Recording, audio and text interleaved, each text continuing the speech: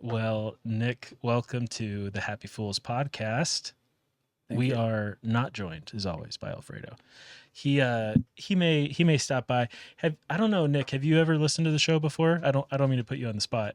Yeah, Okay, yeah, okay, I listened a little bit today, and then I listened to your Christmas episode, and that was pretty funny. nice. But since then, I've been just super busy with traveling and a little bit of work stuff here and there, and being lazy. So I'm one of those guys that can't really listen to podcasts unless I'm like driving or doing some kind of like mundane task that it allows my mind to fully focus on what I'm listening to. So it's hard to listen to podcasts while I'm at home. I have to be doing something. So You mean you those don't have tons of 3 hour spans of free time during your day to listen to things?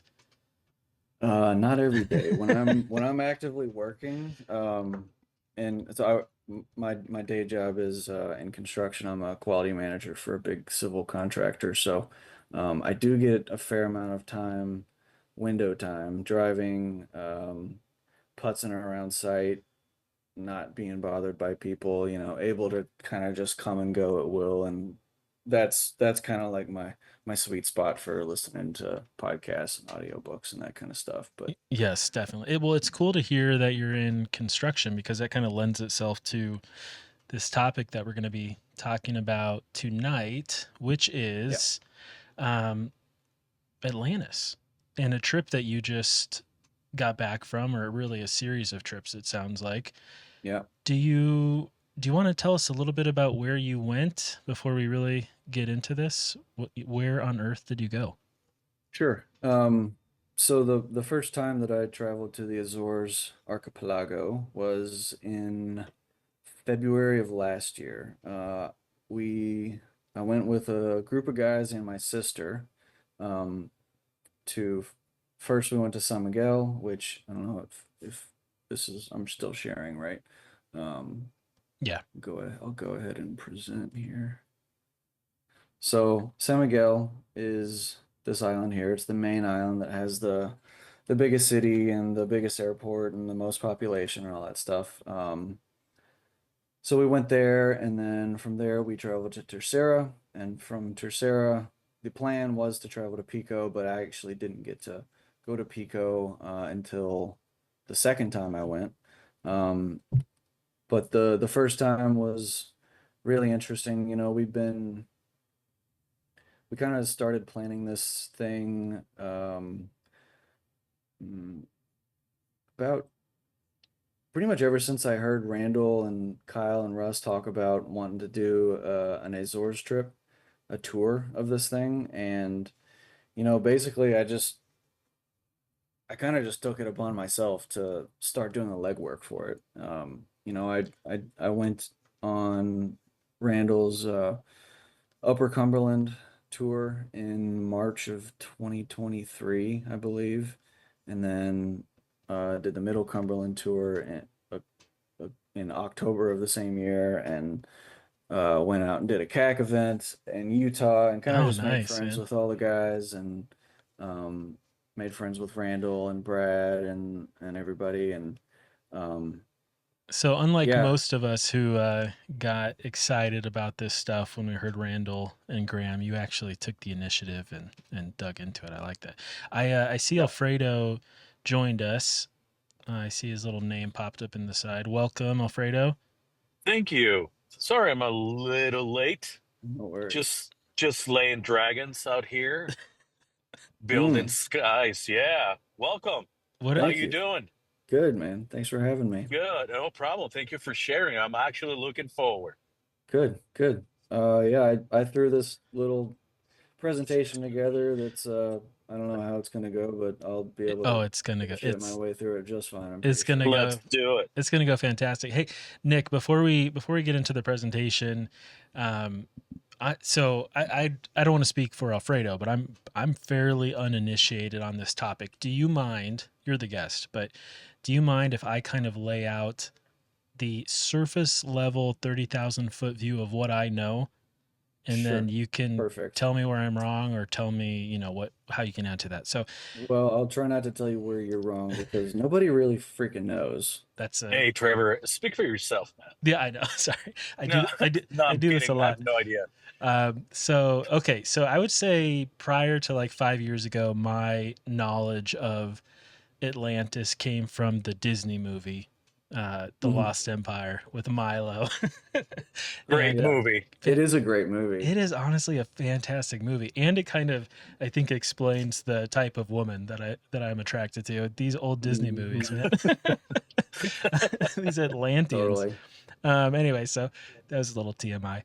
But so until like the years go by, I forget when that came out, maybe 2000 or maybe even earlier. And so we come across Randall and Graham Hancock on Joe Rogan, and the story that stuck with me is that we get this quote unquote myth of a lost civilization called Atlantis from Plato, who got it from his great grandfather's friend or his great step grand uncle or somebody, some Yeah. ancestor named Solon, who went to Egypt and was told that ancient Egypt actually was a descendant of an older civilization that disappeared, I don't know, 8,000 years ago or whatever somewhere around 10, 11,000 years prior to today.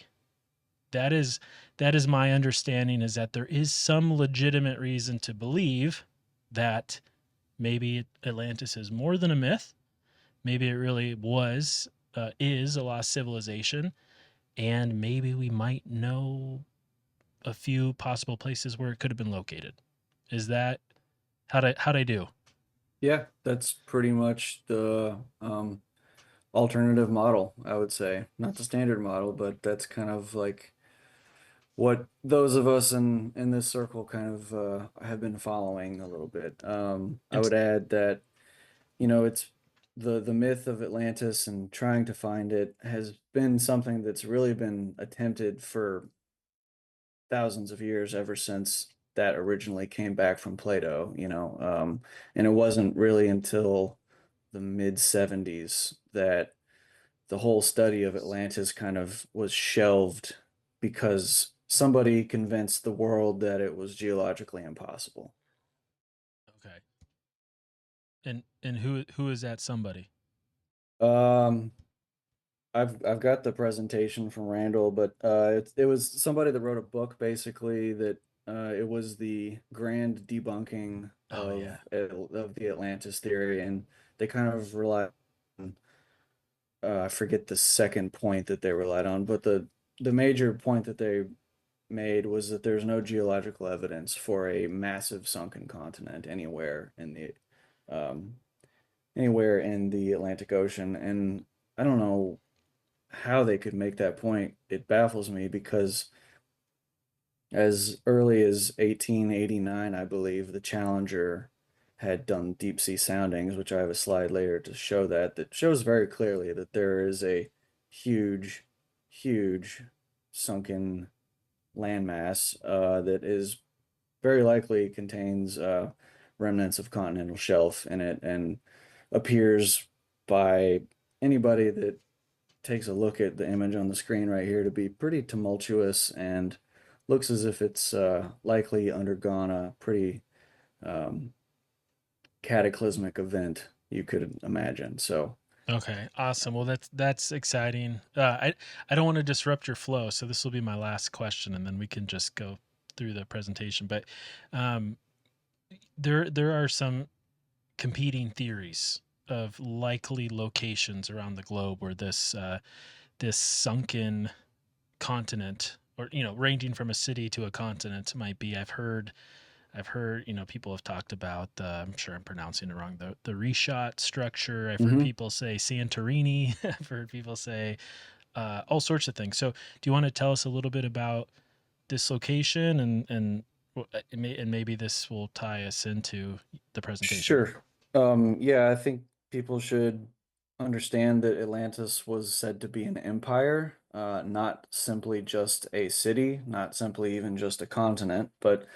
a large landmass, and then a series of islands, and then Um, Also, probably other colonies that stretched as far as North America, and I think probably into Africa as well. When you get into a little bit of the stories that Plato tells about the war that the Athenians had with the Atlanteans, it seems likely that the Atlanteans had moved into kind of sub-Saharan Africa, the Straits of Gibraltar, Spain, Portugal, that kind of area, and they were encroaching on the Mediterranean where the Athenians were. So, Okay. um, I think the reshot structure is very likely, when we're talking about these things, we have to like kind of hypothetically, yeah, if this Right. all existed at all, I think the reshot probably was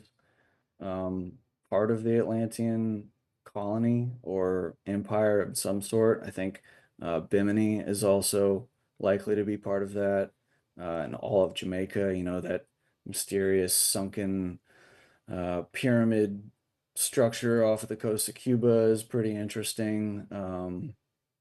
That hasn't had any further investigation since it was discovered, I think, in '99. And there's some indications that there is sunken landmass as far down south as uh, the Vima Rift, I think it's called, which is like way down off the coast of like Ecuador and Ghana, down on across South America. So it goes pretty far of the different islands that would have been potentially exposed to air back then. Awesome. Okay. Well, yeah. Tell us. I'll just let you jump into it. That's interesting. So it sounds like we're potentially talking about a fairly global civilization, or at least a civilization that spanned a pretty, maybe maybe a sunken continent as well as multiple other continents we know today.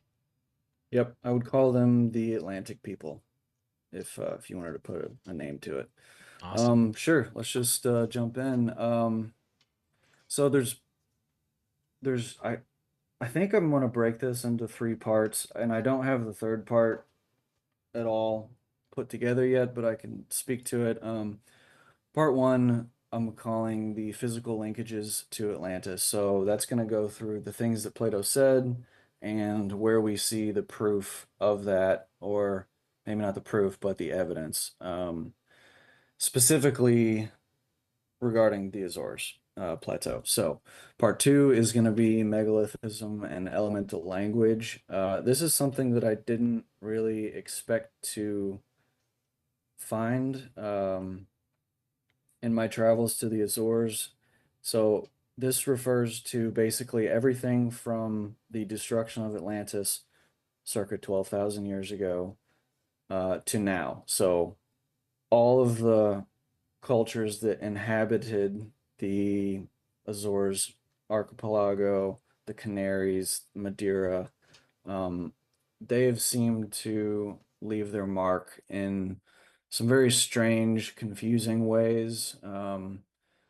Everybody from, the Phoenicians to Vikings to Romans to some type of Celtic or Telluric people have left their mark on at least three of the islands, maybe more, but it seems that Tercera, especially, is kind of the hot spot for the different examples of megalithism. And And, um, and where did you go on your trip? I know you went to Tercera. Did you was that where you were the entire time, or? Yeah, so this past time that I just got back from was solely Tercera, and the time before that was Tercera and Pico, and Pico has a whole pyramid complex that is like there's like 40 something identified pyramids on Pico, and it's just people are just like, well, yep, looks like somebody built a bunch of pyramids here, but we'll get into it. But there's this weird institutional avoidance of this whole Sure. uh, so And then part 3 would be the Templar connection, which I think is essential to this whole story because in the past 9 months, I don't remember exactly when it came out, but it was kind of concurrent with the Cosmic Summit.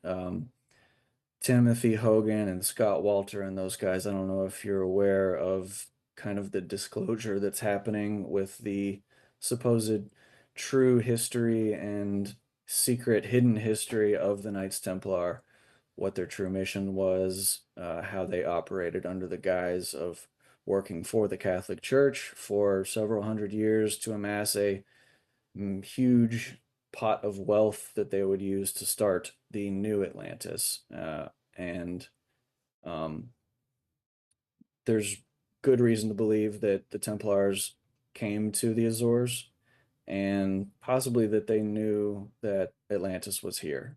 So that's the Nice. third connection that is still being actively there's discoveries being made like right now, like in the past couple of weeks that actually speak to this. Then we can get into that maybe at the end.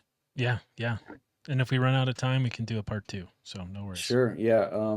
Depends on how long I blab for, but let's go for it. At any point, just jump in if you have questions or whatever. I'll do my best to answer. All right. Have you Oh, presented this before, Nick? nope. I made this Oh, in nice. the past 12 hours. Alfredo, are you So- did you just transition from driving home from work to recording in the studio? You got to do what you got to do. Goddamn Then right. look, Incredibly yeah, impressive. Thank you. And then What do you this got there? helps. Some good whiskey, Irish whiskey. Fantastic.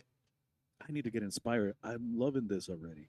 Go ahead. Sorry, Nick. Cool. No, no worries. I just feel like a kid. I just had to again. give you some props for that. It's smooth very transition. exciting. Yeah. Yeah, it kind of makes me want to get a drink too, but I gotta stay committed to my dry rest of January, like all the other It's Oh, almost dry over, January. Right? You're almost Yeah. there, man. 7 or 8 more days. Yeah, except for the fact that I cheated every single day almost while I was in the Azores. But Well, what happens in the we'll Azores give it a stays in pass. the Azores, man. Come That's on. right. That's right. You're in Atlantis for crying out loud. Right. Yeah. Okay. So, the Azores Plateau. If you look on the right side of the screen, you'll see this. Can you see my mouse here? Yes. Okay. Um, this this triangular junction here is called the Azores Plateau. It's a triple plate junction of the Eurasian, the North American, and African plates. It's the source of seafloor spreading, so it is the mother of crust, as I like to call it sometimes. Most of us learned that the Mid-Atlantic Ridge is the divergent plate boundary where the crustal material comes up from the mantle and causes seafloor spreading that pushes all of the plates around the asthenosphere, and then they go into the various subduction zones and make mountains and cause earthquakes and trenches and all that stuff. So this is if you want to take it to the Norse connection, this is kind of the trunk of the world tree. And the first person that I knew to make that connection is a guy named Matt Chen, who is Apocalypse on YouTube, has made an incredible series about the Azores. I highly recommend you getting him on here at some point.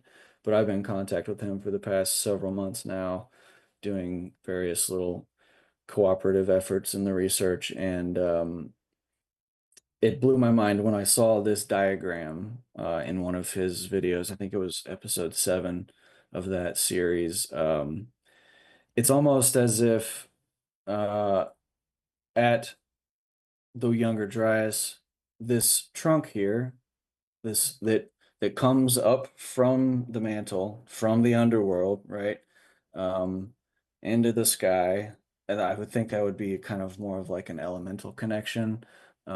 But this destruction that happened severed that and led us into what we are now, which is the wasteland. And that's part of what the Templars have been trying to do for the past several hundred to several thousand years, depending on which lineage you want to go with, but is to restore that wasteland. So Could this be why the Vikings came here to actually look for Yggdrasil? I think potentially, but it seems like they were definitely here. Okay. So yeah, as you mentioned earlier, Plato's where we get Atlantis from. He got that in a roundabout way from his relatives and originally from a guy named Solon, who in 600 BC traveled to the Egyptian city of Sais in the River Nile Delta, and that Egyptian priest told him a lot of things. He was kind of a dick about it, a little condescending. If you read the Critias and the Timaeus, it's kind of a funny read. There's lots of like you have no idea kind of language going on. But in any case, We don't like that here. yeah, he was a little mean, but that's kind of how aliens would probably talk to humans anyways. So I think it's all right. And just to set this up a little bit, part of this presentation is actually taken from Randall's presentation. He gave that to me mm, about a year and a half ago. So I'm drawing a lot from his work already, but he has given permission to use this stuff, and in the effort of perpetuating the search, here we are. Um, so we got, I think, 9 items here that are the main physical connections to elements to the story of Atlantis. So an island in front of the Pillars of Heracles, the final demise, subsidence, 11,600 years before present. An entire continent lies beyond Atlantis after reaching other islands, so that would be North America. A smooth plain, 370 kilometers east to west by 555 kilometers north to south, descending towards the sea, surrounded by mountains on 3 sides. Springs and streams of hot and cold water, infrastructure built using rocks of 3 colors, red, black, and white, fertile land of abundance and perpetual mild climate, subsided beneath the Atlantic as the result of an earthquake, main island with unspecified number of secondary islands, and a vast empire extending well beyond the island group. Man, So we're gonna go through each one of these. this is a pretty specific myth. My goodness. Yeah, I would highly recommend reading Atlantis, the Antediluvian World by Ignatius Donnelly. This is kind of the first guy to really like put everything together, and of course he was labeled a quack, even though he was a pretty prominent politician at the time in the Yeah, and actually late 1800s. a plug for that book. You can download the audiobook for free from Grimerica's Yeah, audiobook website. I forget what it's that's called. right. Adult Yeah, Brain, adultbrain.ca, I think. yep, they just recently released that after wanting to do it for a long time. So I'm just gonna kind of go through each one of these and make the case for the Azores being the best way to knock them out. Awesome. All right, an island in front of the Pillars of Heracles. I think the specific distance given was something like 900 miles, and I don't have a measurement tool here to show you, but it's about 900 miles from the Pillars of Heracles, which are circled here.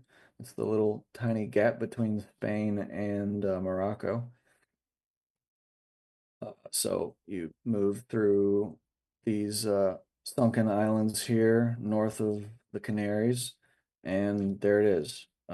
There's currently islands in front of the Pillars of Heracles that theoretically may be the mountaintops of a once great sunken continent.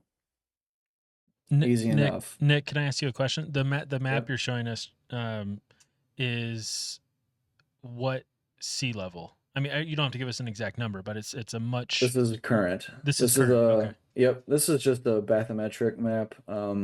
If we have time a little bit later, it'd be fun to play with the viewer. So is the yellow like submerged land but shallow, or what is that? Yep. Okay. Yep. Okay. So the dark So your darkest, deepest blue is going to be your deepest part of the ocean, and as it gets brighter, the depth lessens.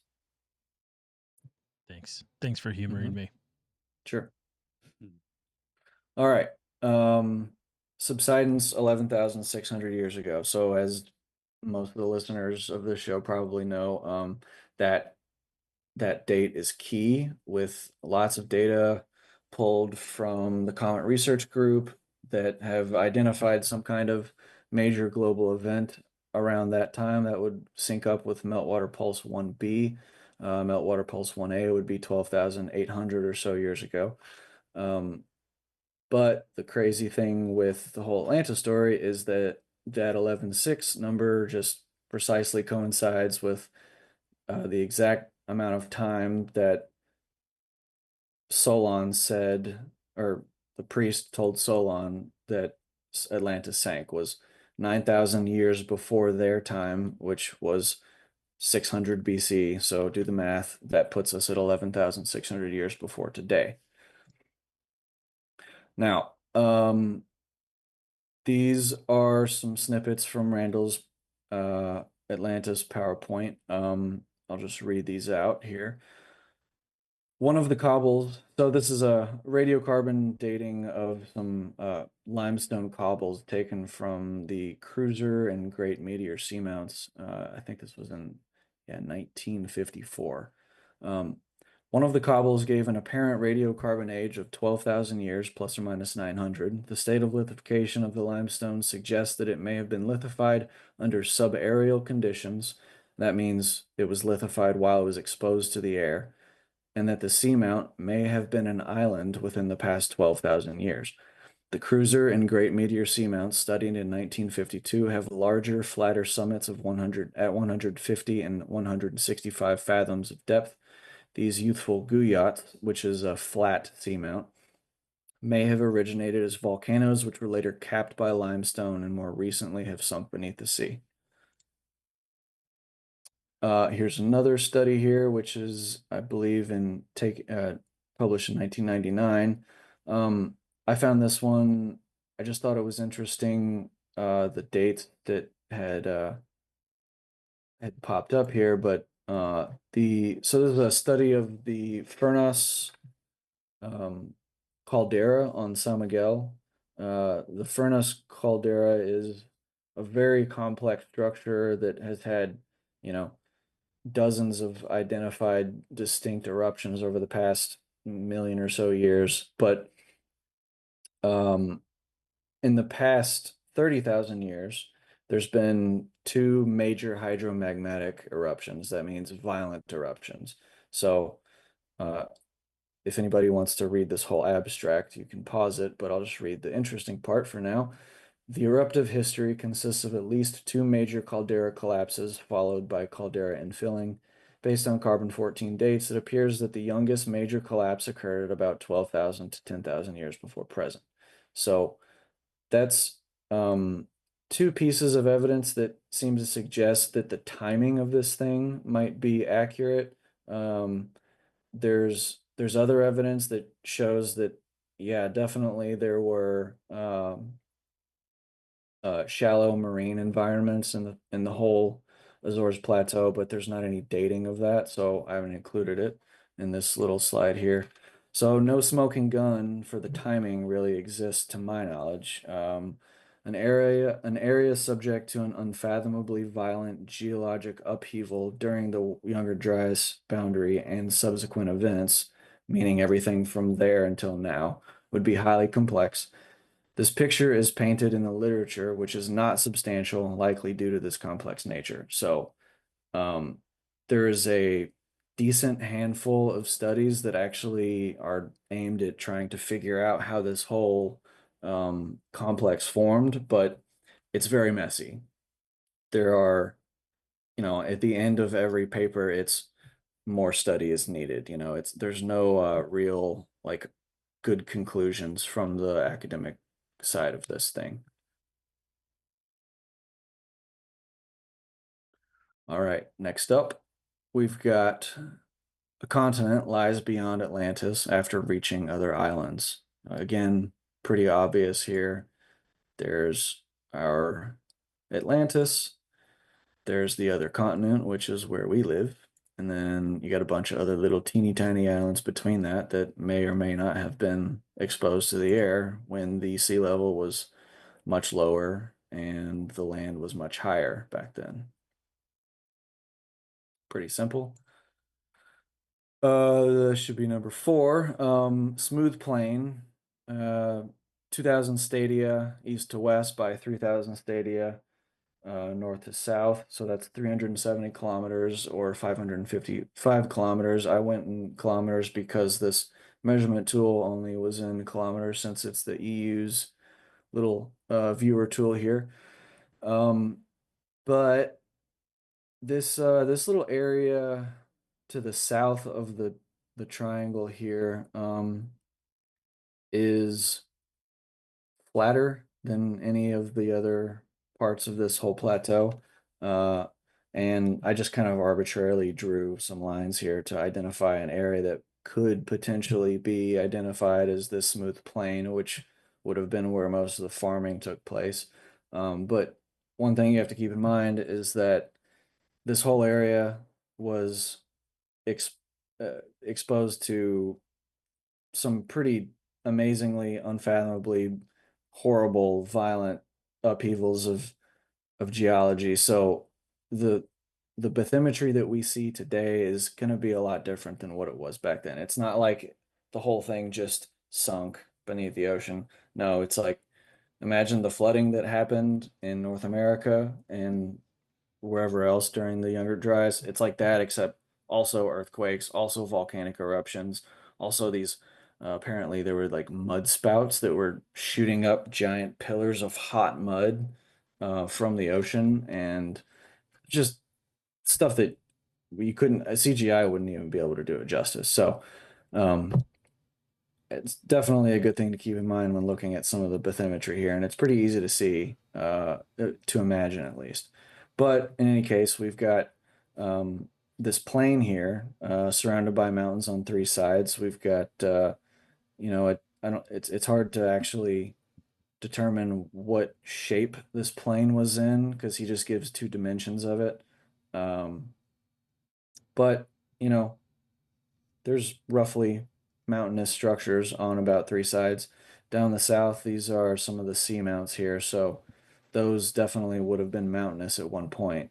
Yeah, I mean we're kind of, if this is the location of part of Atlantis, we're kind of presupposing that the whole continent experienced a major cataclysm, right? Or the Yeah. whole world. But so to have a little uh, incongruencies between the original description and what we're seeing here, I guess that makes sense, right? Yeah, sure. And if anything else, it's just a clever way to say F you to the naysayers. So I don't mind it at all. Fuck those naysayers, man. Yeah, fucking naysayers. Yeah, fuck you to the naysayers. We got in trouble for being naysayers last week, Alfredo. I'll fill you in later With whom? We don't get in trouble anymore. We're with some we're with grown some ass men. anonymous listeners. They didn't like we What did you well what didn't like? we'll talk about it later. We may have aggressively debunked a little bit last week, but anyway, sorry, Nick, continue. No worries. No worries. Um, Okay, next one. This is just showing a little bit of an elevation profile here. So starting at the beginning of the chart, we're starting at the north here to the north of Tercera, crossing the Tercera Rift, which is right here. That's going to come up a little bit later. And going down through, I can't remember which seamount this is down here, but this is just showing kind of the elevation profile. Between where my mouse is here and where my mouse is here is going to be that smooth flat plane, and over the distance of uh, what 400 kilometers roughly, that's relatively flat. You could farm pretty easily on that. Also worth mentioning, Plato talks about a man-made trench that was on the north side of this plane. He said it was, I forget the dimensions, but amazingly huge. And if you notice right here, this is called the Pico Trench. This thing runs right along the north side there. So probably just a coincidence. Interesting nonetheless. Okay, this is a fun one. Springs and streams of hot and cold water. So up here on the top right, so all of these pictures are taken at Furnash. Furnash is actually the only place in the Azores that have hot springs that you can actually get in.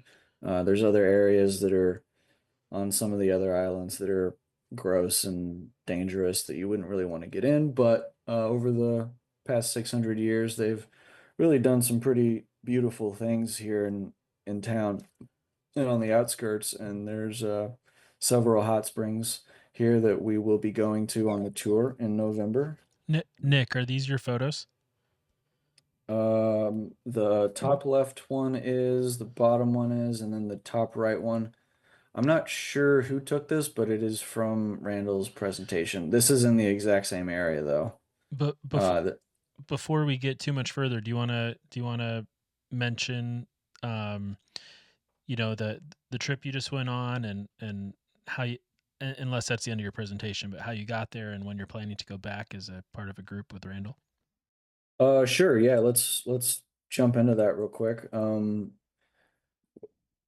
I think we actually only have one spot left. That's the last I heard from Darren, but yeah, the tour is set to go in November of this year. It'll be 12 days. It'll be 3 days on San Miguel, 6 days on Tercera, and am I doing my math right? Yeah, 3 days on Pico. So we're still filling out the itinerary, but um, as this year has progressed, it's and as the past two times that I've gone to the Azores has progressed, it's getting more and more exciting. The especially with the stuff on Tercera that we're going to get to. But Nice. I've been working with an anthropologist out there named Antonietta Costa, who has dedicated the past 30 years of her life to studying the megalithism of Tercera and some of the other islands as well. But um, it's she's 88 years old, and it's been an honor to work with her and to get to know her and to learn from her. And I hope that everything that we're doing right now is somehow going to further the study, and I think it will. And that's actually a goal of the trip, is to bring exposure to this area so that we can unlock some more of the secrets of our past, which are essential to knowing where we're going to go into the future. Awesome. If somebody wanted to sign up for that coveted last slot, where would they go? Easiest place to tell you where to go would be contact@thecabin.com, and you find the Azores tour button. Click on that. It'll take you to an Eventbrite website, and there you can sign up. I think we were playing around with the idea of maybe doing a wait list and having a second tour in a few months after, maybe push it into the summer or the spring or something. But this thing sold out within 2 months, virtually 2 months of announcing it. So, and it's not for another 10 months. So, So you just got back. I'm just curious. Maybe this is kind of boring compared to what we're talking about, but what are no, the logistics of getting to the Azores? Do you fly to Portugal and connect you somewhere? could, Do you take a boat? I How does that don't, work? I don't recommend flying to Portugal, first. So what we'll be doing is asking everybody to either fly to Montreal or to Boston, depending on, if you're in Canada or the States. Both of those have direct flights through SATA Airlines to Tercera and to San Miguel. The other option for the few people that we have coming from the UK and from Europe is to fly for $20, literally $20, from Lisbon, Portugal to the Azores. So the Nice. Euro the Europeans get a way cheaper price. In we made it in November because it's off season and it's still good weather, but the plane tickets are a lot cheaper. So it's somewhere about like $300 to $400 round trip ticket, which is really great for a place like this. Yeah, that's Um, awesome. yeah, so when we get in San Miguel, we're actually going to be staying in Furnash. So we'll all load up in the vans and drive to Furnash, and then spend a couple of days looking at some of the geology there, and then we go to Tercera to travel between the islands. In the off season, you do have to fly. So we'll be renting a whole plane to fly to Tercera and then spend 6 days in Tercera and then 3 days in Pico, which will also fly. Well, I'll be posting a GoFundMe link to send Alfredo on that last slot for our Okay. listeners. All right, thanks for letting me side rail us for a minute. No Sorry about problem. that, Nick. No problem. So springs and streams. Yeah. Yeah. So this whole area obviously is uh hydrologically active and complex, and it's got all kinds of stuff going on. I just thought it was an interesting little note here from a study. I'll read this out. So this was borehole drilling in San Miguel, close to Furnas, where it's pictured right here. Um, Bottom hole temperatures were monitored during drilling, and temperature logs were measured at various intervals after drilling ceased. Temperatures were nearly constant at 20 degrees to 25 degrees Celsius to 100 meters in depth.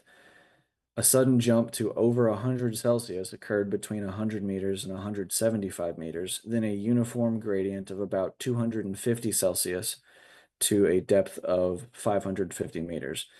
The region of this borehole is clearly not a normal hydrothermal system. We suggest that there is hot water flowing parallel to the bedding at about 550 meters and water at 100 Celsius flowing just under the impermeable layer at 110 to 120 meters in depth. So basically, that's saying that as you traverse down in depth through the various layers of rock, you hit flowing hot water, flowing cool water, flowing warm water, and this is over the course of 0 to 550 meters. So that's a lot. That's, I don't know, 550 meters is uh 550 times 3.28. That's 1,800 feet. So that's a lot of rock to drill through. So if you can imagine that happening in one borehole that's probably 3 inches in diameter, what is it like over the entire Azores Plateau? It's going to be Right. very complex. So lots Um, of geothermal activity consistent with the account Solon received. Correct. Yes. I want to say the Azores entirely is like 60% geothermal in terms Wow. of their energy production. So it's here and Iceland that is able to actually do that, and they just happen to be on the same plate boundary. This is just to show it's a map from 1941, just to show kind of the cold water streams that are going to be found here. Obviously, it's they're all over the place, mainly stemming from the areas of higher elevation, but you're going to have lots of cold water. It rains here all the time. We'll get into the climate a little bit later.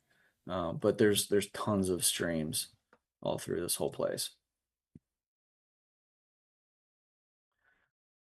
Okay, number 5, infrastructure built using rocks of 3 colors, red, black, and white. So the red rock that you'll find in the Azores is called scoria. It's like pumice, but it's a little bit more stiff. Some of the stuff is extremely red, almost like cinnamon or candy red. Some of the pumice has also got a red tint to it. The black rock is going to be a real tough basalt, which is everybody's pretty much seen that. And then the white rock is limestone, actually, from either from Santa Maria or mainland Portugal.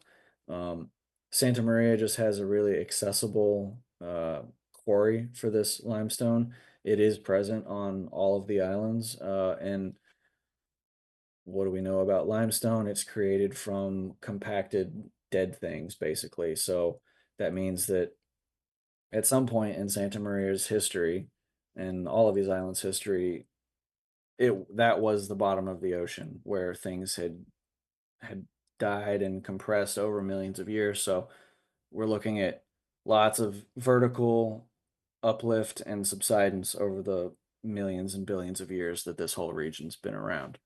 Um, One interesting thing is the architecture still to this day is displaying lots of red, black, and white. Some of the Azorian people know, they know that they're living in Atlantis, so they nod to it quite a lot. This motif of red, black, and white is very common though. This pavement down here, this is called calceta. The white is the limestone, the black is the basalt, and this is a common type of pavement for Portugal and for the Azores. And it's, like I said, that limestone, most of the limestone here comes from Santa Maria. And then I'll play this little video here.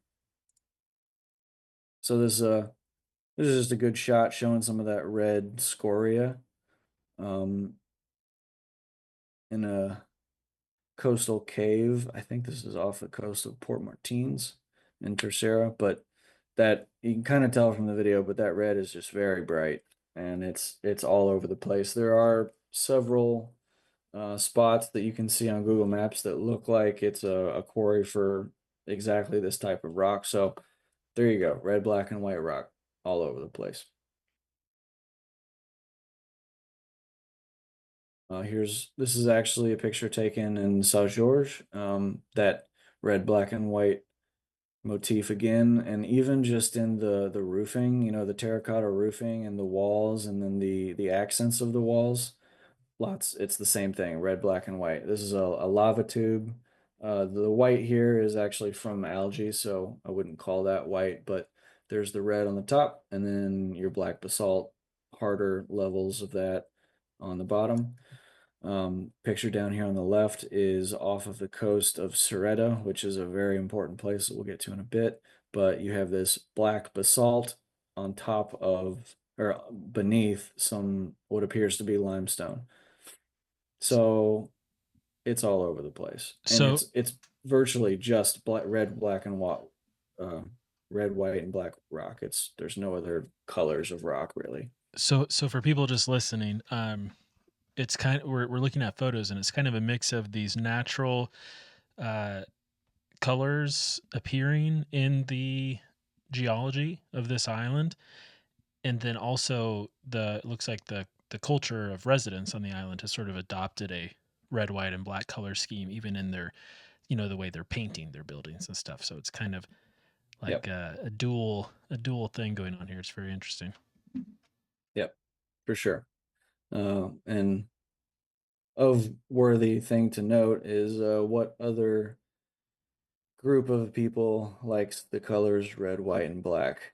Not the Nazis, but yes, that is also true. The Templars. More Nice. specifically, just the red and white, but the Templars um, were that was their color. That was their color scheme, you know, was the red, black, and the armor they wore would have been the black, you know. So there's a connection there that isn't super strong, but it's enough to make you wonder. It's enough for me. I'm in. Yep. Yep. Okay. All right. Fertile land of abundance and perpetual mild climate. So I won't read all of these words here, but I'll go through the temperatures and the climate, geography, and what they're known for. Temperature ranges are mild with averages around 61 degrees in the winter and 72 in the summer. Extremes are rare. The humidity is consistently high. the rainfall is frequent but often light and evenly distributed throughout the year, ensuring year-round greenery. So this is one of those places where it's kind of in the summer, it's not really uh too useful to look at the weather because you're basically going to have some type of rain shower like every day. In the winter, it can be a little bit more useful because well, this past week it rained every single day except for one, and the one day that it didn't rain was beautiful. But um, there is a rainy season that contributes a lot to the lush greenery that the rest of the year will experience, but it's basically mild all year round. Um, so you've got super dense forest. The grass out here is super thick. It feels amazing barefooted. It's a paradise for the cows. They're the happiest cows I've ever seen. And I finally, after visiting 3 times, was able to get one to come up and let me pet it. And it was probably the highlight of the trip.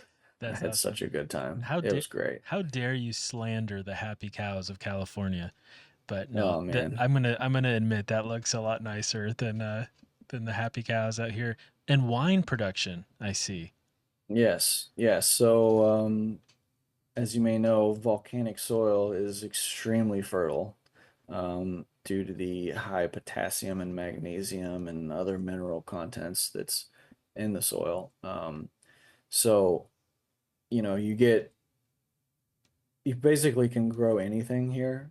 Um, and the tea is good. The wine, especially on Pico, I don't know exactly why, but it's got something about the soil there is a little bit different.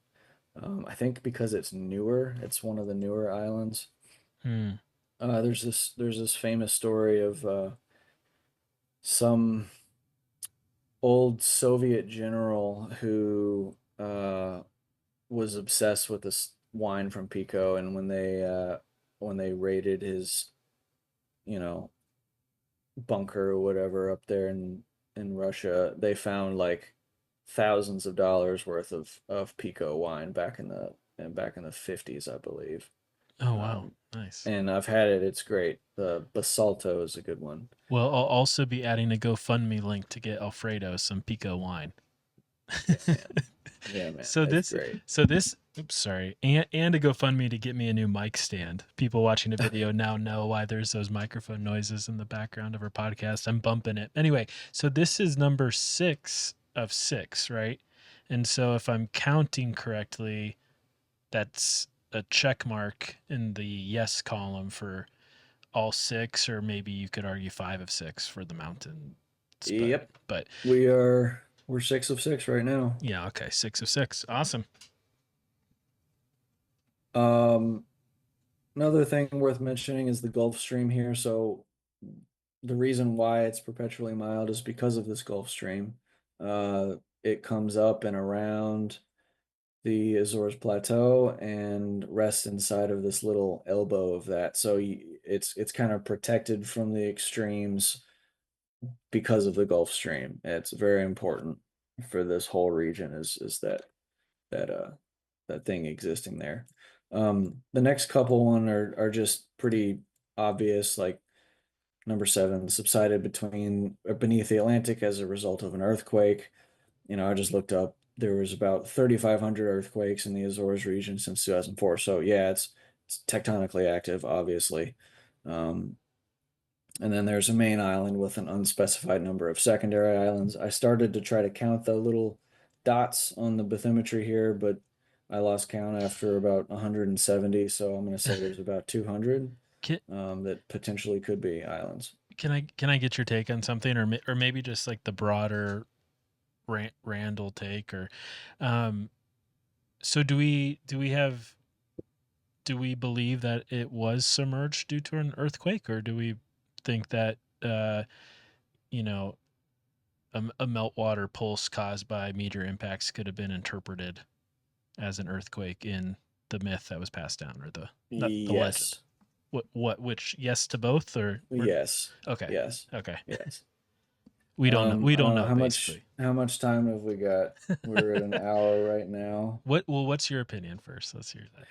Well, um, I believe that the upheaval was triggered by an impact. Okay. So when you've got a giant rock hurtling through space at 40,000 miles an hour, it doesn't matter how big it is.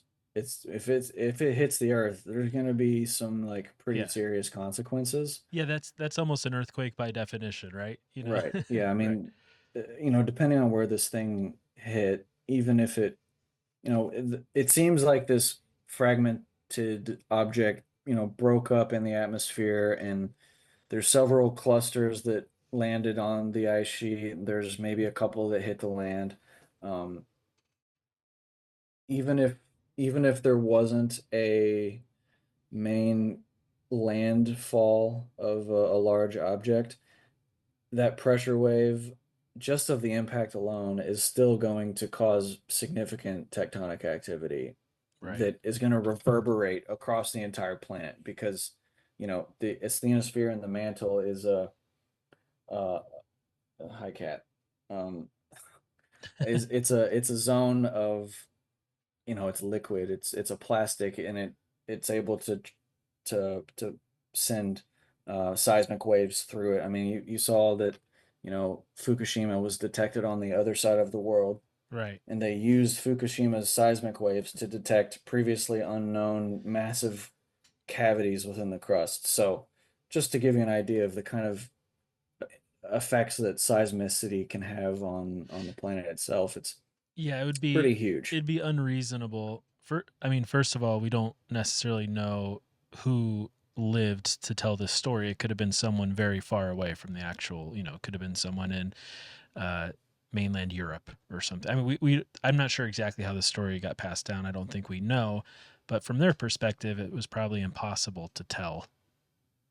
I mean, would they know that a comet struck the ice caps? Probably not. They probably would just know that the city sunk and the water rose and there was a lot of seismic activity, right? Yeah, Yeah. yeah. I mean, it depends on who's telling the story. There's certainly serpent in the sky myths that we can see across from Europe and North America. I think the frequency of those myths in North and South America are probably due to the fact that that's where it hit, so they could see it a lot better. Okay. But it's pretty likely that, the trajectory path of this thing, based on where the black mat has been found, there's this zone that stretches from like Europe and Africa, a little bit like North Africa, all the way across to, there's a spot in Greenland, there's a bunch of spots all across North America, and then it stretches all the way south down to South America. And I think the most recent one was found in Antarctica. Um, Wow. it seems like this thing came down over Europe and didn't even, it might have, you know, hit Atlantis, but struck its major landfall on the North American continent. So people would have seen it for sure. I mean, we can see a comet that's 50 million miles away in the sky today, that is never going to hit us. So I think that virtually everybody on the planet would have seen this thing coming, And unless it popped out from behind the sun, which is another rabbit hole in itself. and I'm so not in this world. I apologize, Nick, but how reasonably confident at where some of the more major impact locations were? I mean, how Great Lakes region, okay. Saginaw Bay is a big one that connects to the Carolina Bays. If you do you know of the Carolina Bays? Yeah. Okay, so they Just my all the favorite little, it theory. looks like a lot of little impacts, right? These little circular Yeah, lakes. Yeah. yeah, and there's still great debate over that, but the idea that falls in line with this whole theory is that there would have been an impact in Saginaw Bay, which would have launched an ejecta fan plume all the way across the southeast and as far west as Nebraska, and cause this, these Carolina bays that are from, basically vaporized ice boulders that melted as soon as they hit the ground and caused these little basins that are all pointing to the same spot when you draw an axis through them, and it's right there at Saginaw Bay. So it seems like if there was a big chunk that hit the ice sheet and actually like went through it, it might have been there. Awesome. All right. Sorry, I'll stop interrupting for a few minutes. No, that's fine. That's good discussion. But it doesn't even touch on, I think, what the most important part of the whole sinking element of this is, which is isostasy. I think if my cat would get out of the way, I can grab my mouse. Yep, and here's the last one, number 9, vast empire extending well beyond the island group. So we talked about that enough, in the beginning. You got ideas of colonies in Bimini and at the Recod in North Africa and Spain. Doggerland, actually, too, I think is one place that might not be left out of the equation. Basically, Doggerland is this entire area of white here. The depth here in the North Sea is only like 50 to 70 meters. It's not very deep at all. So almost certainly this whole area in the prior to the Younger Dryas would have been absolutely exposed to air. So this is a whole other thing on its own, but go excavate here, you're gonna find some stuff for sure. So is landmass subsidence of thousands of feet possible? Well, let's look. So I mentioned earlier the deep sea soundings of the ship, the Challenger, and the ship Dolphin. So this was in I think 1889. This is showing for the people just listening. This is actually a picture taken from Ignatius Donnelly's book. This is in the very beginning. It's a graph that on the y-axis is depth in fathoms. 1 fathom is 6 feet, and then the x-axis is just the bottom of the ocean from Bermuda to Madeira. So basically from North America to Africa. As you go across from North America, you're gonna hit the Atlantis, or sorry, the Azores Plateau, which he labels Atlantis. At the very top of the graph, you have these super teeny tiny spikes that are the Azores Islands, and then another deep trench right after that. So if Atlantis existed, you could assume it was maybe this big in terms of put it in perspective of the overall size of the ocean, the Atlantic Ocean. So almost 1,000 miles wide, maybe you're saying. Yeah. Okay. Yeah. Okay, so isostasy. I don't think we need to go through each one of these definitions, but we'll just kind of run through them a little bit. This is part of Randall's presentation. Um, So the asthenosphere is the layer or shell of the Earth below the lithosphere, which is weak and in which isostatic adjustments take place. Magmas may be generated and seismic waves are strongly attenuated. So that's what I was referring to earlier about the attenuation of those seismic waves. Eustatic means of or pertaining to worldwide changes of sea level, typically as a result in changes of glacier mass.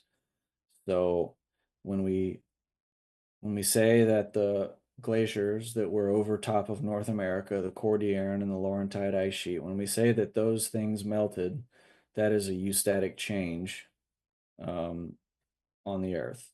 So they melted and then they went into the sea. Immersion is the act or fact of emerging, emergence, risen or standing out of the water, pretty self-explanatory. Isostasy is the condition of equilibrium comparable to floating of the unit of the lithosphere above the asthenosphere. So all of the continental mass is in a condition of equilibrium floating on top of the asthenosphere.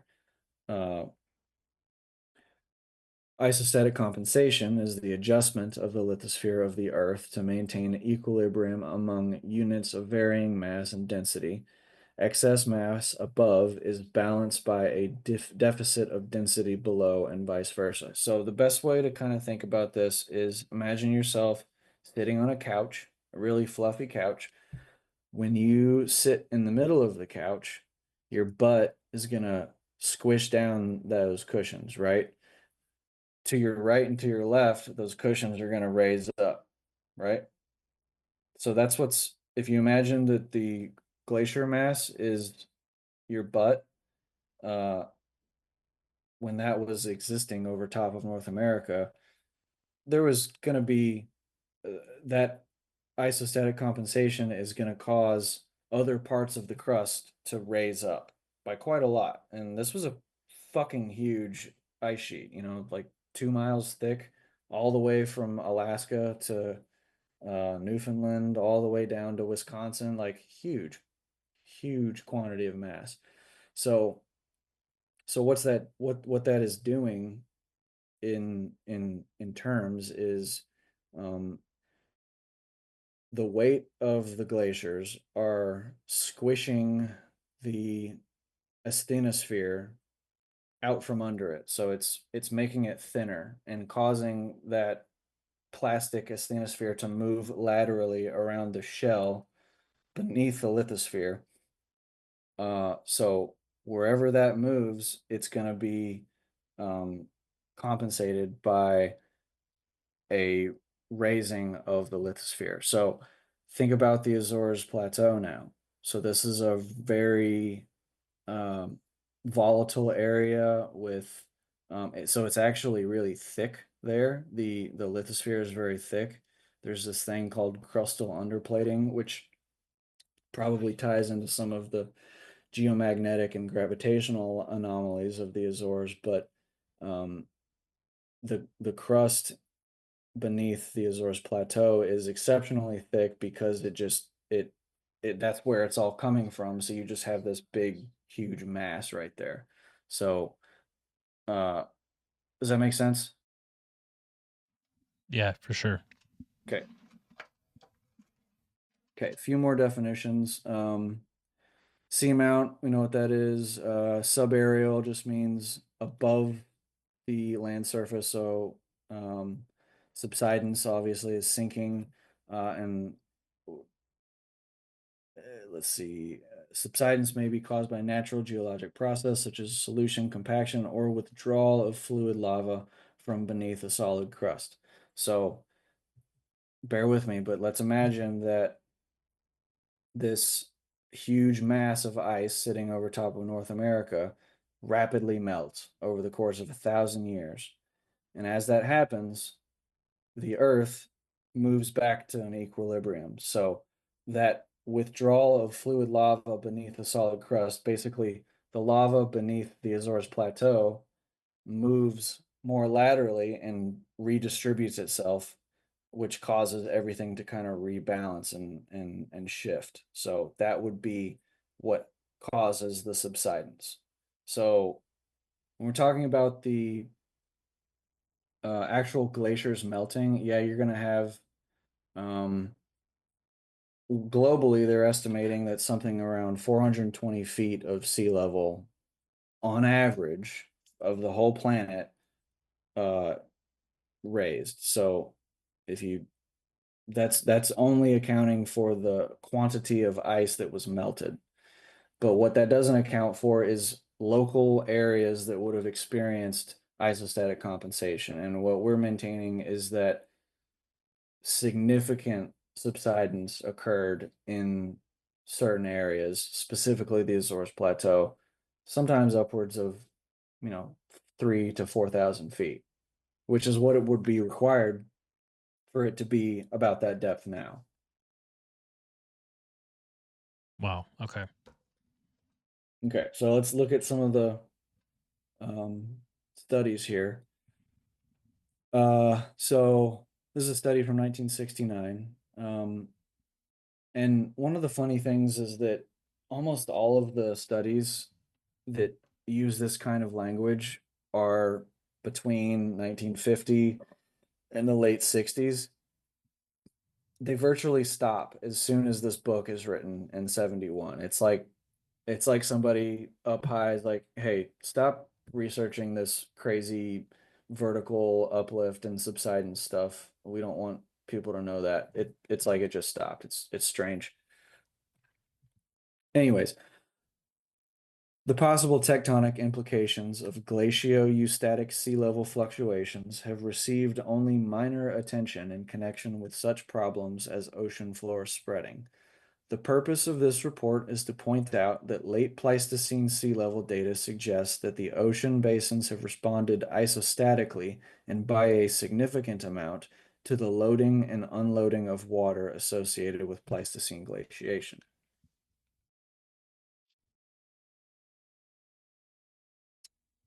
Um,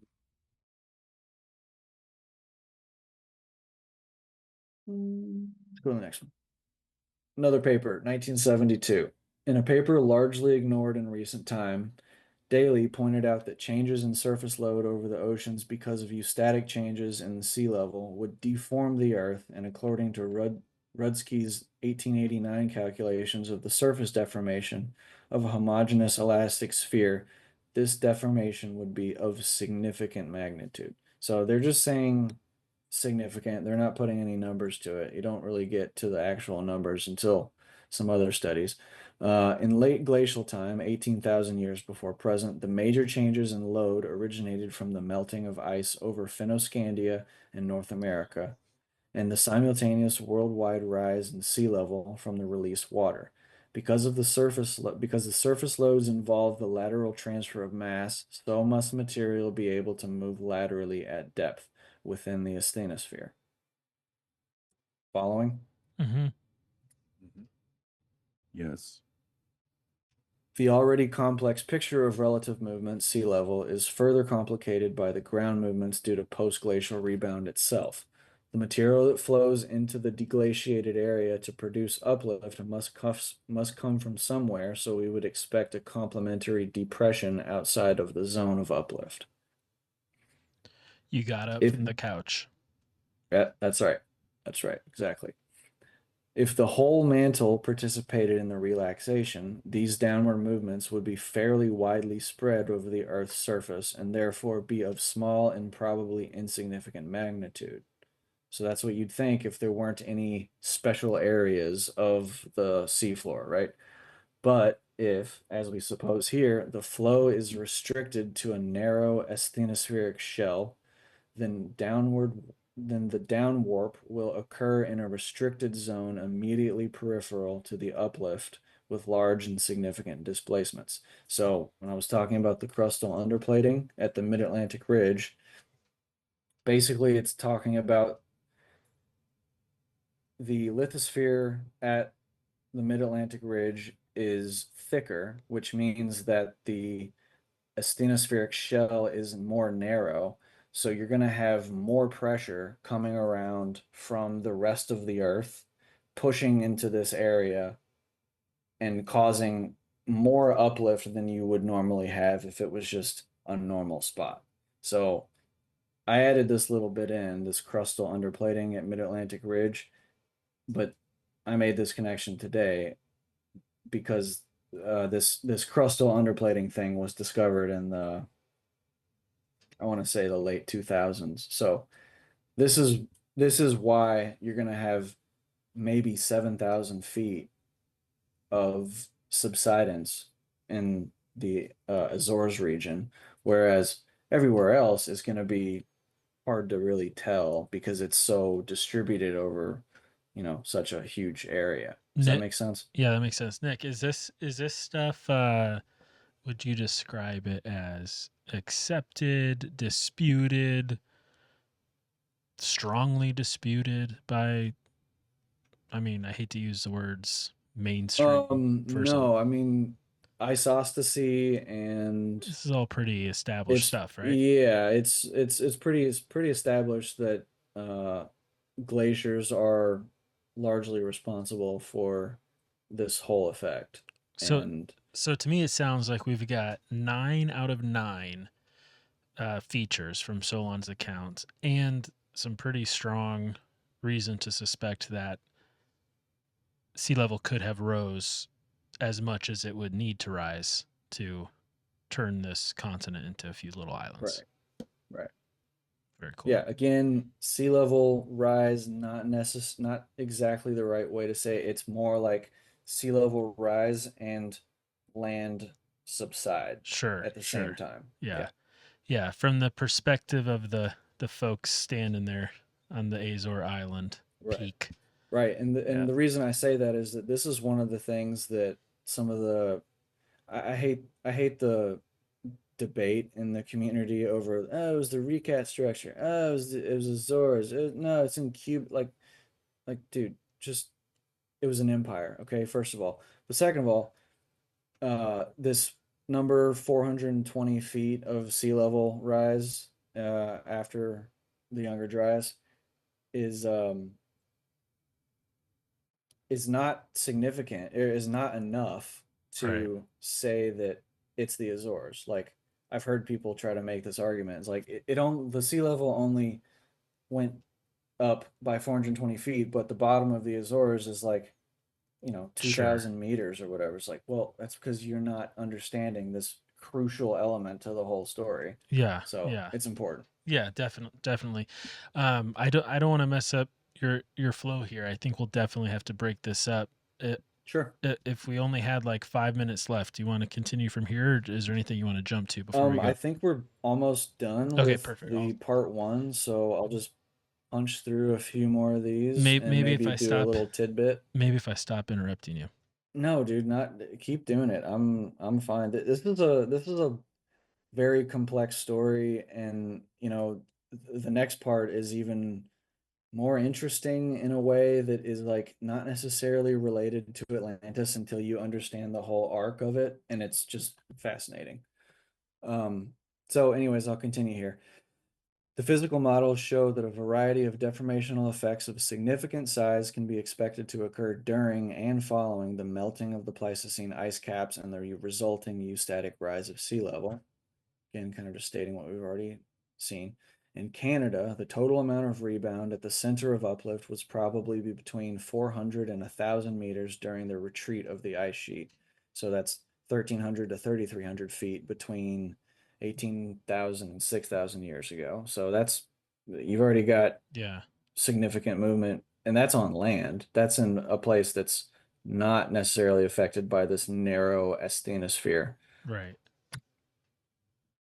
In late glacial times, in addition to the relaxation movements discussed above, there will be a progressive deformation of the Earth in response to the shifting of loads from the ice-covered areas to the oceans. Okay, what do we got here?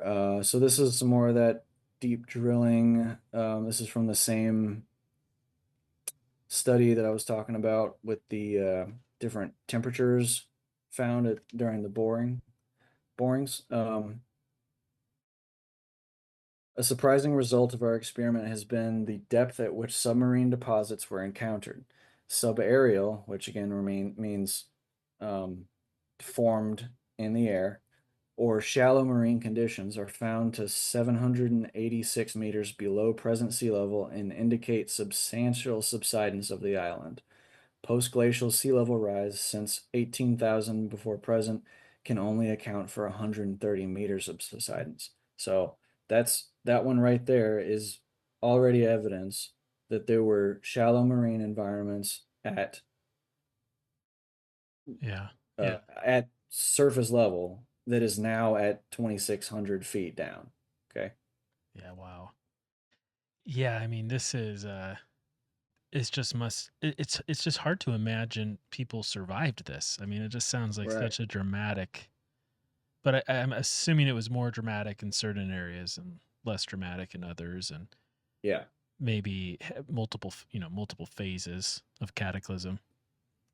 Yeah, for sure. It kind of seems like a big part of Africa and Asia and Siberia and Eastern Europe and Southeast Asia were seems like they were kind of a lot safer from this whole event.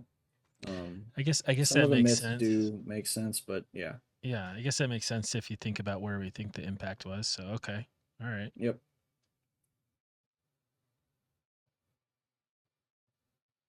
Um, Another study from 1975. So I thought it was funny the title of this one, Concrete Evidence for Atlantis, question mark.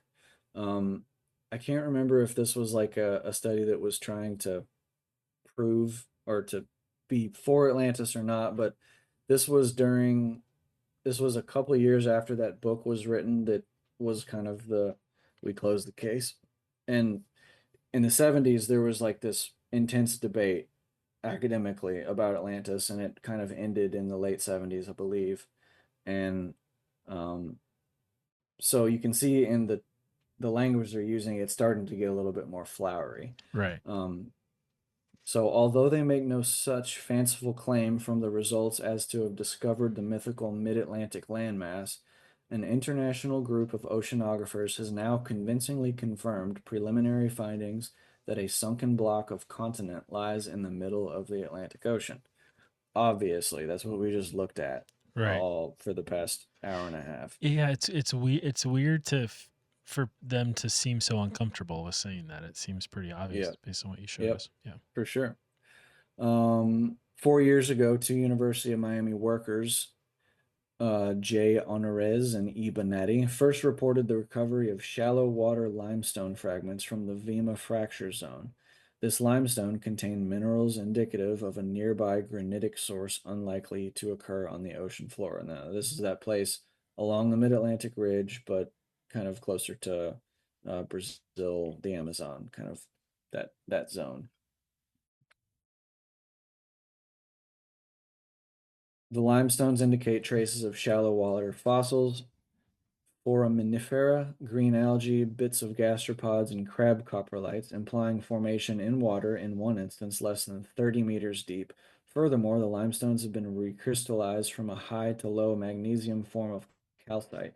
Oxygen and carbon isotope ratios prove conclusively that this process must have taken place subaerially. Uh, okay, I think that's probably enough talking about some of these things. There's just some of the language is cool here. The data discussed in this paper indicate that intense vertical tectonism of upper mantle and crustal blocks occurs along the large oceanic fracture zones. This vertical tectonism causes motions which exceed by far the small relative vertical motions of the type discussed recently. Okay. Yeah, that's awesome, man. I think this is will be a three-part podcast because I definitely don't want to miss out on the Templar stuff. And so the megalithism, if we could tease our next episode, do you just want to give Sure. us, just a highlight of what we could expect to hear and then we can wrap up? Yeah, let me, Oh, there's a this is good, awesome. yeah, It already I'll looks so just cool. got a couple pictures here. Okay, we've got dolmens, we have a mausoleum, we have cut marks, we have chambers, we have shitloads of petroglyphs. There's shitloads of, I'm just going to repeat what I said. There's not shitloads of dolmens, but shitloads of chambers, cut marks, petroglyphs, um, Would you cairns. say somewhere between a shitload and a fuckload? Somewhere in that range? Um, okay, so there's fuckloads, 7 metric fuck, shitload. I'm gonna say there's fuckloads of petroglyphs, fuckloads of cut marks, fuckloads of walls, That's wild. shitloads of chambers, maybe a pith load of What's dolmens. what's the mainstream explanation that there was some sort of like indigenous group that somehow could do this megalithic stuff, or is there no mainstream explanation? There ain't nothing, I buddy. love They it. don't have I any reason. love it. They don't have any answers for it. There's various researchers that are accredited, and they're basically like, yeah, it seems like there was somebody here, but they kind of ignore it and avoid it because it throws all of their whole history into disarray. So Mm. I mean, listen, uh, this isn't crystal powered flying shrimp mobiles like in the Lost Empire Atlantis Disney movie, but it's still pretty difficult to explain. yeah, for sure. And tying it to the Atlantis story, it appears to me, after having seen all of these sites myself multiple times, that if I wanted to try to connect it to Atlantis, the only way to do that is through this language of the elements, that appears to have been spoken by some of these people that may have gone back to these islands after the violence subsided. No pun intended. Okay, so this is a re-inhabitation of this Yes. area. Okay. Mm. Yes. So there are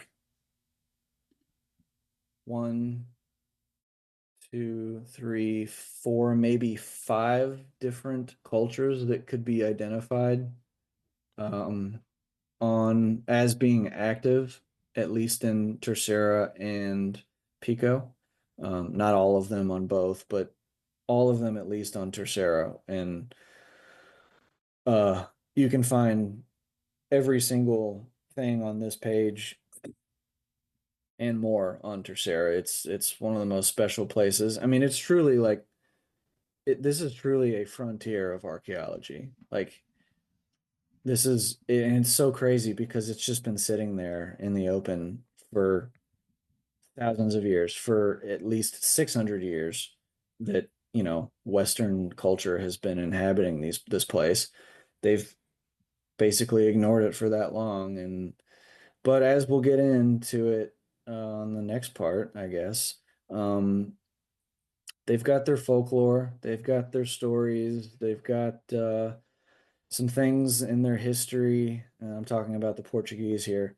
Things in their history that make sometimes direct reference to people of some sort Mm. having been there. So Mm. um, maybe we'll just end with this passage from a document, an essay written by Antonetta Costa, who I talked to you a little bit about earlier. I don't know if we were discussing that while we were recording. Well, you would have because you recorded the whole thing, but she's an amazing woman, and she wrote this. The Portuguese in general, but Azorians in particular, learned to see their islands as having been discovered by the Portuguese, with a history of human occupation starting in the 1430s with Flemish and Portuguese populations. This version became rigidly imposed, in spite of contradictory information occasionally showing up along the centuries until the present time, when further freedom of speech and vision took place. However, the former position is so well established that the reaction towards a new prospect is of disbelief from the part of the population. The same happens from the authorities denying permission for archaeological studies. Yeah, man, you just see that over and over again that um, culture and archaeological permissions get intertwined and you just get Yeah. this stagnation and it's so frustrating. Wow. Man, Nick, what a presentation, man. Thank you. That's awesome. I think that Yeah. is a good spot to end unless Alfredo has any other questions and I can follow up with you on Discord and schedule part 2. Oh, that's great. Thank you for sharing all that. That's Of pretty. course. Like when I don't know anything about a topic, I tend to just take the back seat and absorb and then formulate questions as we go along. But I can see this is building up to something bigger. Yeah, for sure. I I think a lot of the stuff that we talk about on the Discord, and especially in the spiritual thing, it's going to tie into that because it's all part of um, rediscovering our past so that we can better understand where we are today and better plan for where we need to move in the future. And it's all intertwined with this shift in consciousness that is coming, whether or not we want it or not. But is it going to be soon? Is it going to be later?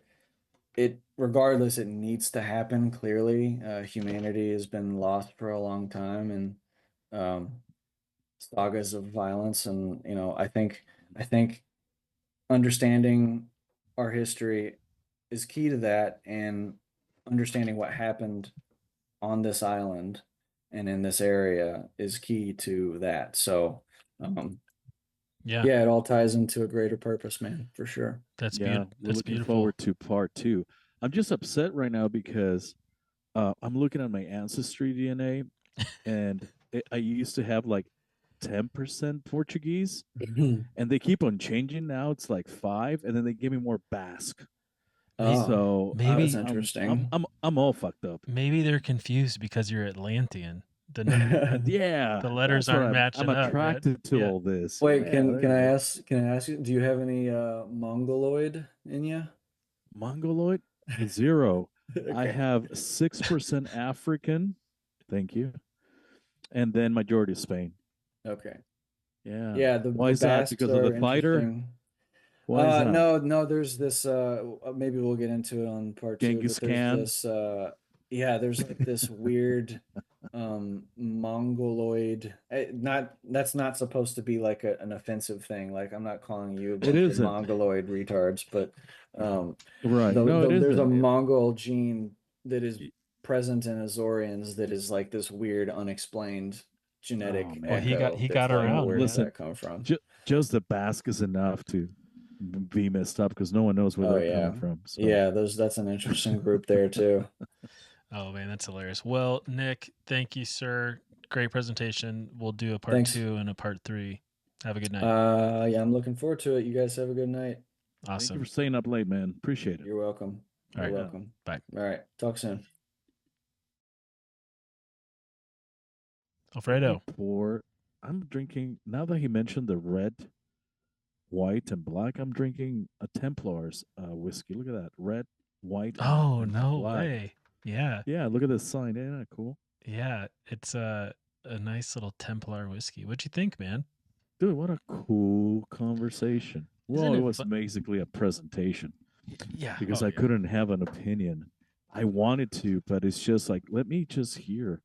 Oh, And yeah. it was awesome. This is not our world, man. But it's fun. It's fun to listen in. I love when people care deeply about a topic and know a ton about it, and that was great. And I Not hope, only just a topic, but a topic that a lot of people have opinions on and yes. they know very little about. Oh, those are the best. Those are the best things to learn about. Yeah. Right? I really sincerely hope that your GoFundMe to the Azores is funded next November. I'm Well, seriously. at least I know how to say good morning, good afternoon, thank you. At least I can defend myself somewhat. Oh, So that's good. you're ready, man. Yeah, right. I just need to know where the restrooms are and more wine, please. Did you? Yeah, more wine, please. Did you have a crazy day at work today? Crazy day in life. Let's put it that way. Do you want to But know? nothing that cannot be dealt with properly. Oh, you're so cryptic, man. I want to ask you, but it sounds. I know. sounds- Well, it. But see, that applies to everything, right? Yep, that's Doesn't true. matter. Whoever's listening right now is like, yeah, I've fucking been there. What I want to know is who did we? Ah, To be honest, man, I don't care. But no, of course. No, you know. but I tend to go around the world and piss people off all the time. So that's just the way I am. That's just my life since I was born. Yeah. So, somebody. So, whenever you tackle a controversial topic that people care deeply about, you're bound. Oh yeah. You're You bound. shouldn't be listening to this podcast, You're bound to rub people the wrong way. especially this podcast. Especially. Trevor and I. Yeah, because we're kind of taking a casual take on a lot You're of gonna stuff get here. hurt. Sorry. Yeah. Bring your Kleenex box. So I don't actually know, but we got a 1, or it was either a 1 or a 2-star review, Awesome. but there was no text. So I was like, oh, that's a bummer. Oh wait, what? So I was like, oh, well, okay. I wish you well. You could have just let me know what upset just you. insult me and give me 1 star. I'll be happier. I'm assuming it was related to the telepathy tapes debunking. Debunking is a dangerous Oh. game. in the But world. taking a shit and not saying who is this shit Yeah, from? who left this Horrible. Who steamer? shits and doesn't say, "Hey, that's my shit right there"? By the way. Exactly. Like, let me know why you shit in my living room. You know? Yeah, dude. If you get insulted with those tapes It's because of alright. what we said, I wish sorry, them but I wish them there are well. many podcasts out there. I wish them well. They could have let us know without such a consequential And 1-star review. to be honest, Hey, do you want to know we're how? not here for stars. Do you want to know? That's right. Do you want to know how I was going to introduce you today? Ooh, I I- have a different nickname. Yeah, you ready for it? Yeah. I was going to say, joined as always by my co-host, the cool Cachanilla, Alfredo. Gotcha. Are you impressed? Yeah. Do you know what that word is? I could. I'm gonna leave right now. I could be Don't saying it insult wrong. me like Am I that. saying it No, wrong? That's exactly right. No, man. Are you Well, not surprised I know that word? That's not a word people know. a little bit, because it's only like if you are from there. That's kind of cool. Yeah, Do you this know is- what a cachanilla is? It's a fruit or something. This is from a listener. A listener told me to call you that. Thank you, listener. Yeah, it's a plant that only grows in the desert. We have a listener. Extreme temperatures. We have a listener who was born in Mexicali and grew up How in about Baja. that? I think I have that right. And so she said about that? said call Alfredo a cachanilla. So Alfredo Cachanilla, she is absolutely right. Hopefully, she didn't get beat up with that cachanilla, because you strip the little branch and then they whip your ass with it. I'm sure we'll find out if that happened. Oh my It's true. It's true. So be careful. But yeah, it's just it's a symbol for resilient, like you being resilient. Nice. That's it. Well, anything you want to talk about before we go? No, dude. yeah. No, that Try was it. great. I think I'm gonna look more into the plates, and I really think there's a continent down there. Oh, for sure. I really do. Yeah. Yeah. There's something going on down there, but I want to know more before I start shooting questions, because then I'm gonna sound like an idiot, if not more. Yeah, of course. I think No, but that's great. It's refreshing. I'm surprised he stayed this late. That's great. I did my best to say words without sounding like I absolutely had no idea what I was saying, which was the Oh, case. you're so good at So- this thing. So, You're so good.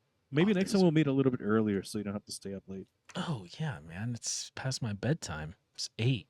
Yeah, I'm good. 8:40. No, I'm just kidding. So we're gonna post this as a video. So Oh shoot! Still, yeah. So I don't Why? actually know what our YouTube channel is called yet. But I assume I would have worn something else. Looks like I just put something on. Thanks. I told you. have I a told you nice we. background. Yeah, you I did. told you we I'm were doing a video. Don't try to get me Yeah, in you trouble did. with the listeners, and they're No, very it's okay. protective of you. They're very protective of you. So of us. no, specifically of you. I'm gonna get. I Yeah. am gonna thank you. get you into the Discord someday, listeners. I'm gonna get Alfredo there so you can talk. What do you with think him. they're protecting me? Because you're a bully? Is that you're not bullying me? That's cool. I think you know what I think, man. I think it's like you're the. Never mind. I'm just gonna leave it like this. Okay, so that sounds like it's probably for the best. I don't know. I'm just shooting shit right now. Well, try to find our YouTube channel. That's the goal. You listener, find our YouTube channel, even though I don't know what it's called yet. Because if you Don't remember, type in our names, because we're not gonna put them on. Are we gonna put them on? no. Well, our first names are. Good luck. So the old, because if you all remember, we used to call ourselves Philosophia. So we have a YouTube channel somewhere called Our Philosophia. If I can figure out how to change the name to Happy Fools, that's where you'll find us. There you go. All right. Well put. Well, with that, Alfredo, it was good to touch base. Let's do this again soon. Let's do a show before the next show. Deal. Sounds like a plan. Take it easy, man. All right, man. Bye.